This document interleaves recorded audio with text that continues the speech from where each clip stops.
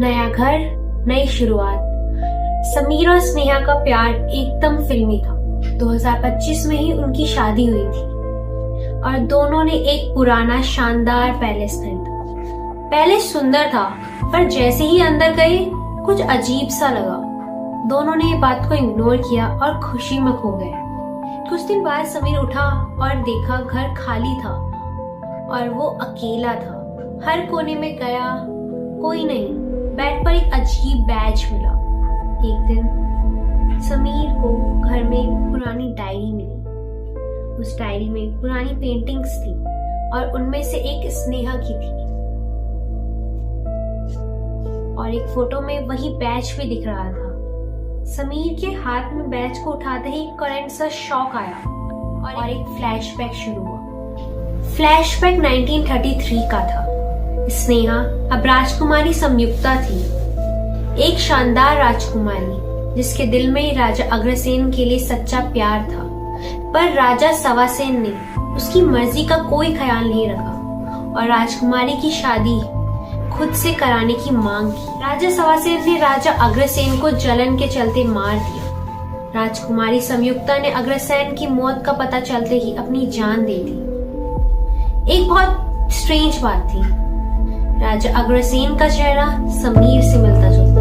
राजा सवासेन का तेज दिमाग और गुस्सा दोनों इतने शक्तिशाली थे कि उसने एक टाइम बैच बनाया, एक टाइम ट्रैवल कॉइन जिससे फ्यूचर से कोई भी पास में आया जा सकता।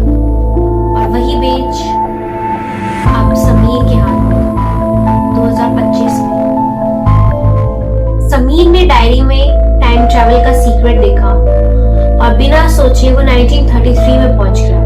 वहां देखा स्नेहा एक कमरे में कैद थी और बाहर राजा सवासेन खड़ा था। सवासेन समीर को देखते ही समझ गया कि वो समय में पीछे आया है और बोला, राजकुमारी संयुक्ता, क्या तुम्हारी स्नेहा अब मेरी है?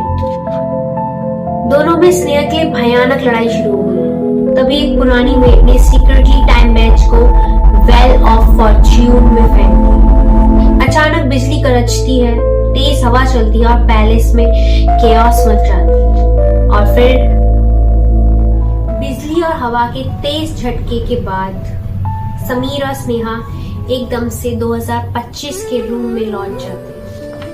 पैलेस का शोर, सवासेन का गुस्सा सब खत्म हो गया, पर दोनों के दिलों में अभी भी वही 1933 की यादें घूमी। समीर ने स्नेहा का हाथ थामे और धीरे से बोला, तुम हमेशा मेरे साथ रहोगी ना?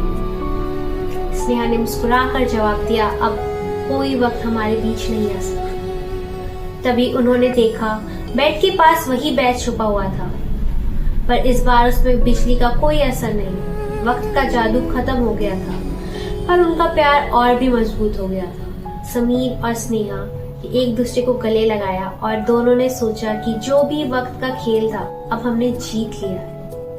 पैलेस की खिड़कियों से सनलाइट आ रही थी और उनके चेहरे पर रिलीफ और खुशी की रोशनी थी। फिर उन्होंने डिसाइड किया कि अब हर पल साथ रहेंगे। कोई भी डेंजर, कोई भी दुश्मन और कोई भी चक्कर में लग नहीं सकता। Happy ending.